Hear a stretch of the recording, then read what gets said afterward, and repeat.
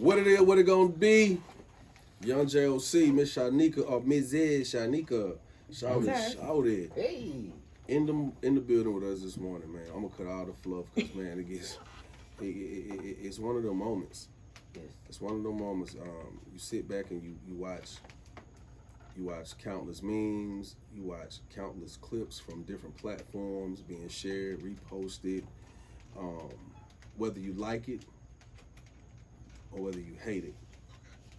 This guest that we got in the building with us has set a new tone in the culture. Yes. For the culture. Some may even say against the culture. To each his own. It's definitely changing the culture and being heard though, for sure. In the studio with us this morning, ladies and gentlemen, we have the one, the only, Charleston White.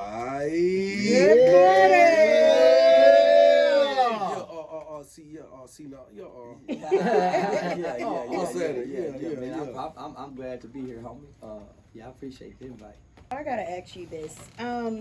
There was an interview that we seen, and you spoke on raping women. Yes, ma'am. Is rape being used as an acronym, or did you really mean that women can use some raping or need some raping? Yes, ma'am. Most people don't realize that rap culture is rape culture. Rap culture is rape culture. Give it to us. We don't learn how to have consensual sex in rap. It's get her drunk, get her high, find out what she like to do to alter her mind. That's rape according to the law. When we running trains, we grew up running trains. We come from an era of Luke. Hey, we want some peace. If you listen to those lyrics, that's about running a train. So when we was kids, 4th, 5th grade, he said we were listening to that. By the time we started having sex in 6th and 7th grade, we raping. We coming in there, one guy, she just want to have sex with one of us. But all 4 of us for the hit. And we all go hit. That was rape. We don't know we raping until I grow up and understand the law. Okay. If you get with a woman and your intent is to get her drunk, you're raping her. Pop the bottles. You're raping her. Provide the drugs, whatever she like. So when she get initiated into our gang culture, she's getting raped. Wow. She's getting raped. And so I did say that some women need to be, and it's my belief in certain situations. In certain situations, I think it's okay to slap your woman. Oh Jesus! Not by law. Not by law. Don't do that. But I'm not saying nobody do nothing. I'm speaking our culture. Okay. If you affected by what I'm saying, how can you ignore this culture? If what I'm saying bothers you so much, you had R. Kelly for 20 years. You had Rick Ross who says, put a molly in her drink and she don't even know it. Man, I can take you back from Lil Wayne lyrics. They want sex slaves. They promote sex slaves. Yes. And so with the rap, I agree. First of all, as far as the rap. Now I don't advocate rape, but if you look at our culture does. It advocates rape, violence, whooping women, leaving. It all promotes it. It advocates it. Not only that, it propagates it to our children. But you're offended by me going against it, but you're not affected by it being propagated through radio, television, movies, and culture. Come on. All right, so it's interesting you say that because one of the things that has allowed me as a man, as a father, even as a rapper to tune in is I've been torn for so long, right? It always seems it's hard to get people to hear what you're saying when everybody's yelling the same BS. Yeah. Right? But and you like, hey, you just this little voice. And this is one of the reasons why I stopped making music, because it seemed like I'd be sitting there writing something when I write it. I'm like, oh hell no. I'll give you a perfect example. I got a record called Couple Grand. Price tag on your head, leave your land where you stand, right? When I was writing it, I was like, oh my God, I'm gonna say the rawest, craziest stuff I could think of. And when I wrote it, when I got finished with the first verse, it was just one verse and a hook. We sent it out to 1,500 DJs. within 2 hours, like 1,300 of the 1,500 DJs replied, full email. We had a full song. We want a full song. And I sat there. Rest in peace to DJ Dana.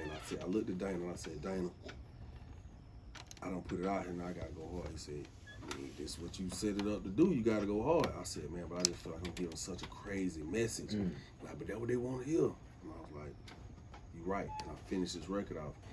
And when I tell you that song, which wasn't my song because it was Shout Low on the Man beat, whenever I touched down in the hood, they didn't want to hear us going down.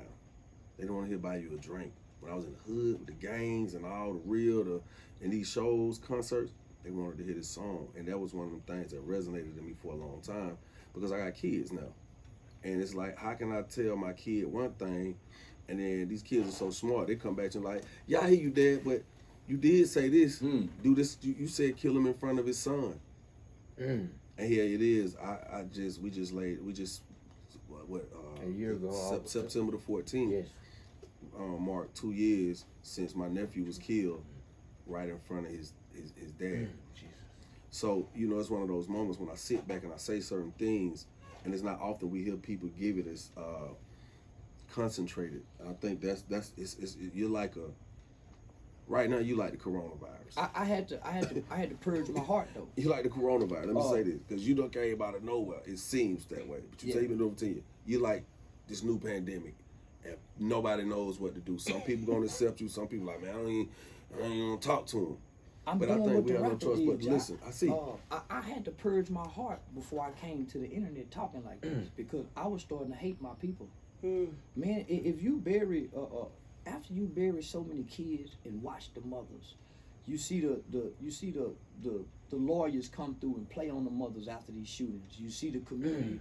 You see this kid die of blood, but the mother got to bury, but all the blood's at the funeral. Right. No support though. No support. So when you get to the graveyard and you sitting back and you looking at all the people who's at the front row, at the casket, at the burial site, you see all the other guys around with the bandanas, all the gang colors, but you see the pain of the family. Man, I started to ask God, don't let my heart be hardened toward my own people. Right.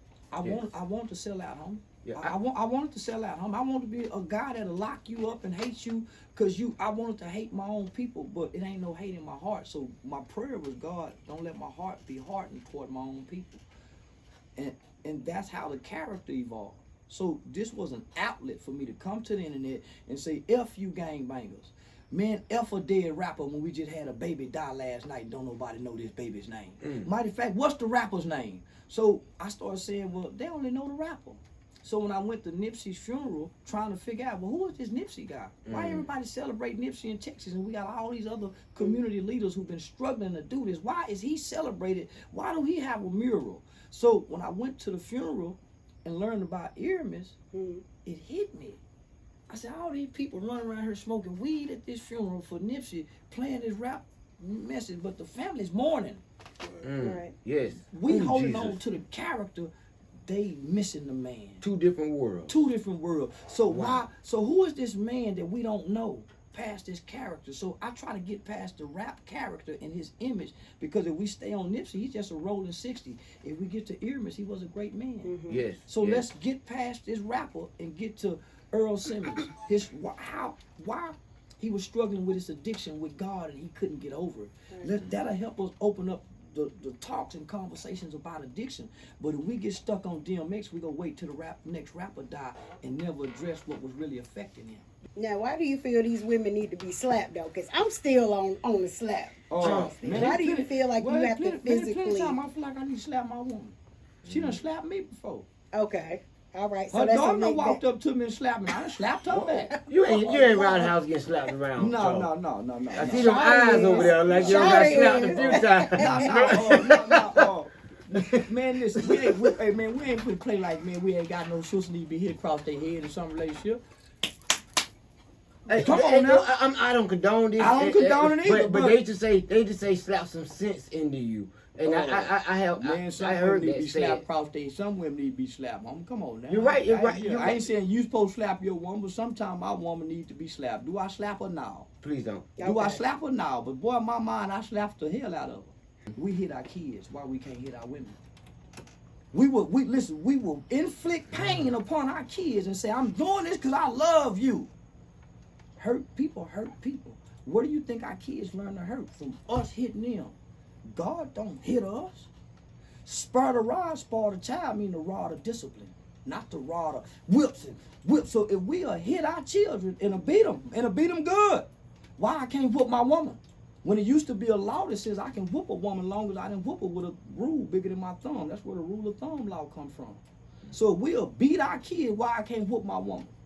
Make it make sense to me. Exactly. But Well, if should we you, with the rappers? but if your words and your kids, you know, you raise your kids built on respect. My mom didn't have to whoop me. My mom could just look like I'm messing up and I would straighten up. I wasn't one of those children that needed to be whooped. So I guess it's your approach, and I don't think that you should beat your kids or your women into submission. It's some slave master stuff to me. But I do that in comparison to show us that we pick and choose. Yep. I'm not a woman beater. I don't have that history, but I do that to show us that we pick and choose. Men will stand above our children Living contradictions. and say, I'm finna do this to you because I love you and I'm finna teach you. But when I'm telling my woman, baby, I'm finna slap because I love you and I teach you, it's the same concept.